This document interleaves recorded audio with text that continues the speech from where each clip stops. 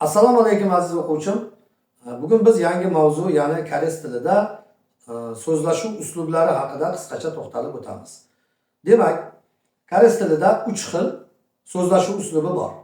Birinchi rasmiy uslub, ya'ni radio, televideniya yoki davlat idoralarida yoki o'zingizdan lavozimi, yoshi, hurmati katta bo'lgan insonlarga nisbatan ishlatiladigan so'zlashuv uslubi. İkinci so'zlashuv uslubimiz norasmiy, ya'ni lavozimi, yoshi, hurmati bir-biriga teng bo'lgan, lekin bir-biri bilan hurmat qilib sizlashib gaplashadigan qatlam.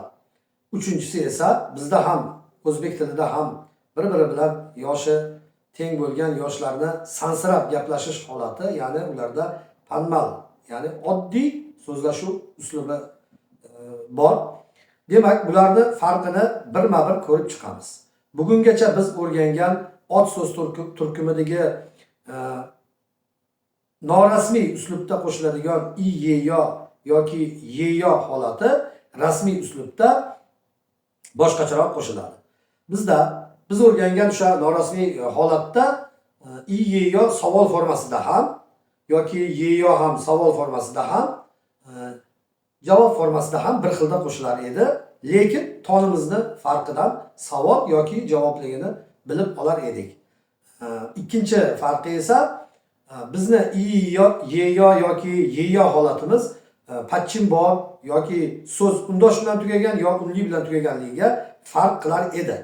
Ya'niki unli bilan tugasa ye, yo holatida, undosh bilan tugaganda i, ye, yo holatida qo'shilar edi.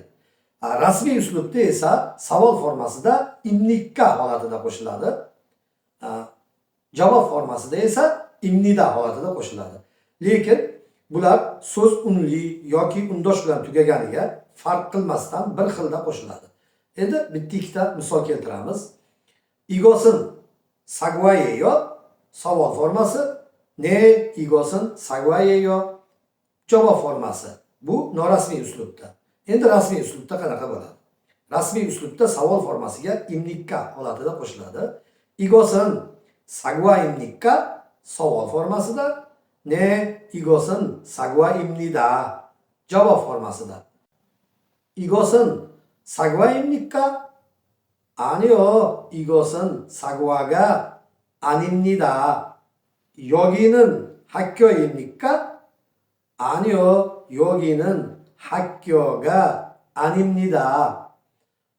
Yuqorida o'tgan barcha i, ye, yo holatlarini biz rasmiy uslubga o'zgartirib o'rganib oldik. Bu unchalik ot so'z turkumida unchalik qiyin emas. Buguncha shu, aziz o'quvchim, xayr, salomat bo'ling. 저는 오딜존입니다. 저는 우즈벡입니다. 거기는 우리 집입니다. 친구는 선생님입니까?